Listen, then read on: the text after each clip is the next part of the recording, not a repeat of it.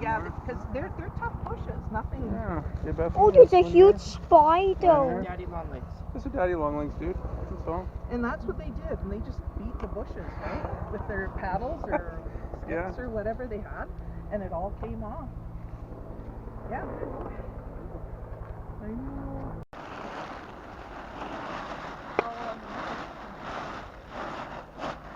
And you look under. He's over here, Becca. Oh, he's got more clothes to talk about. That's cool. Let's bring this over here.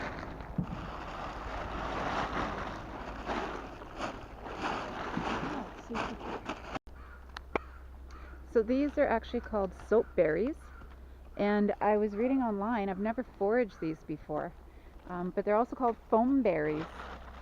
And the reason that they're called this, well, for one, they do kind of taste like soap, but for another, they're very much used in cleansing solutions. So you can load berries in a pouch and put them in your wash, in your laundry machine, and apparently online it really cleans the clothes and takes the oil out of the clothing and freshens them up. And you can also use them as a solution for acne.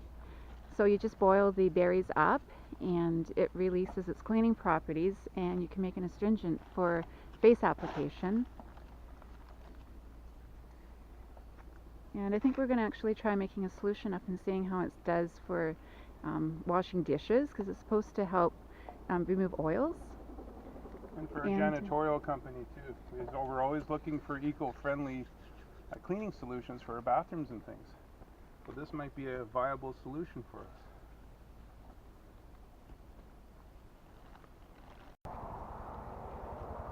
Good incentive. It is.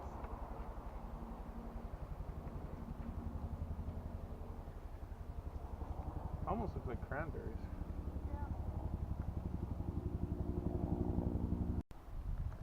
So the berries are quite small, and as you see, we've got a tarp underneath, and we've also been using a towel on the other side. And traditionally they would shake the bush gently, and the berries, the ripe ones, would just fall off onto the tarp and you could collect them that way, because as you see, the berries are quite small, and if they fell off onto the ground they'd be really hard to gather that way. But it looks like my family here is content in picking instead of shaking. You can't get the tarp in the middle, so anything that's in the middle you have to take off by hand. Right. Have you tried to taste one?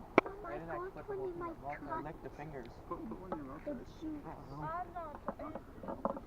It's actually not that bad. Look at the ones in the bucket. So you tried to eat one of these. What does it taste like? I suppose it tastes like soap, but it's different. It's a little different. It's like almost like old wine or something. Or is it bitter? A little bitter, yeah. Bitter but fruity. Fruity bitter. It's a very Oh, so it has a fruity taste too. Yeah.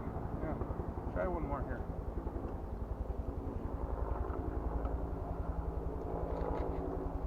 I've tasted that somewhere. Is it fruity green, almost like an old wine. Some people find the taste unbearable, but you don't find it that soapy. Not that at all, actually. Dustin, go work on another part of this bush. You'll lean over everyone. What did you find? A caterpillar. Let's see. Oh, he's a little green caterpillar. Push, guys. Trying to get Baron. So you're shaking the branch right in the bucket now. Yeah. It's coming off better than onto the towel. Well, it seems that way. Here, want to see what Yeah, let's see what we have. I have a little bit more here. Great. Yeah. Nancy, Kind of reminds you of cranberries a little bit, eh? A little bit. I can't see it properly. Oh, we have a lot. Branch. Right in front of her. Look at my hands, one. Yeah.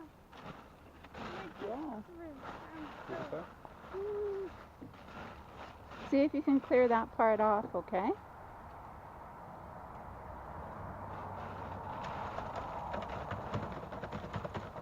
That poor tree sure getting a good shaking. You're gonna get them off. Okay, so we've brought the soapberries home now, and the first thing we're going to do is I dump them into a colander, and we're just going to be gently rinsing them off And as well, we've got, as you see, there's other things we don't want in here. The leaves, we're going to sort through them. It's the first step, but we want to get them nice and clean. Okay, so we've finished preparing and washing some of the berries, and I've added 3 tablespoons of berries to this water, and you can see once you start agitating it, how it's starting to get foamy, and its cleaning properties are being released. And so I'm just going to keep agitating this, and I'm heating up the water. We'll get it boiling a bit so we can get it all in the water here. And then we're going to freeze some of them. You can put them in ice cube trays and freeze some of them for doing laundry in the future. You just plop in an ice cube, and it's supposed to clean your clothes, remove oils. But look at all that froth happening in there. That's great. And of course, after I'm done heating this up and letting their goodness come out, then I'm going to strain them and get rid of the rest of the berries. And we're left with this great cleaning solution. You can put this in a spray bottle and use it for just cleaning countertops, basic household cleaning. And it's also really, really good, as I said before, for acne. So you can make an astringent out of it and just put it on a little cotton swab for a facial treatment.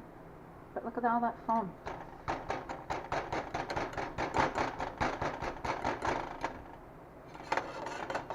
There, so we'll just keep heating this up. And the rest of the berries, what I can do is I can freeze some of these.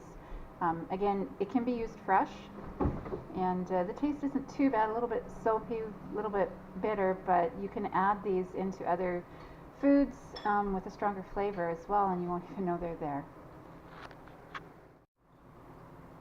Okay, so now we're done the boiling process, and we're just going to strain this. So if you don't have a proper strainer, I've just used a coffee filter here, and you can see in the bottom of the jar the liquids is light red, kind of pinkish, that's coming out from the berries, and this will strain out all the parts that you don't want, and you'll just be left with the fresh juice.